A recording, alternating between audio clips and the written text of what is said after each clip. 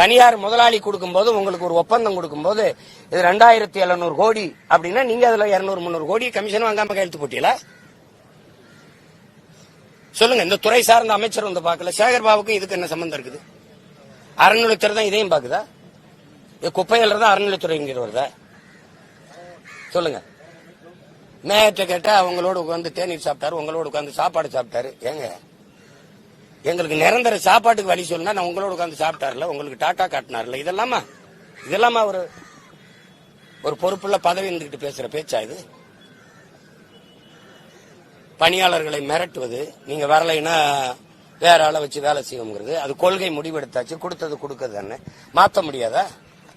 அதிமுக ஆட்சியில கொடுத்தாச்சு, பல மண்டலங்களே கொடுத்துட்டாங்க, 5-6 கொடுத்துட்டாங்க. நீங்க அப்ப என்ன பண்ணீங்கன்னு தெரிஞ்சுதானே நீங்க இந்த அறிக்கையை கொடுத்தீங்க. நீங்க வந்தா நாங்க மாத்துவோம் சொல்லி தானே சொன்னீங்க. அப்ப எப்படி வாக்குறுதி கொடுத்தீங்க? தெரியாம கொடுத்துட்டீங்களா? வெற்று வாக்குறுதிகளை, பொய்யான வாக்குறுதிகளை கொடுத்துட்டு கடைசியா வாக்க பறிக்க கவர்ச்சிகரமான திட்டங்கள் 1000 500 கொடுக்குற, அது கொடுக்குற, உங்களை தேடி ஓரணியில் தமிழகம்லாம் எப்படி? ஓரணியில் தமிழகம் வந்து குப்பை அள்ளிடுமா? குப்பையை குட்டி அள்ளுமா? ஓரணியில் தமிழகம், ஓரணியில் தமிழ்நாடு குப்பையை அள்ளுமா? போராடும் வெல்லும் தமிழ்நாடு, போராடும் வெல்லும். இப்ப போராடிட்டு இருக்கு தமிழ்நாடு. எங்க போய் வெல்லும்? தமிழ்நாட்டை தான் போராடிட்டு இருக்கு.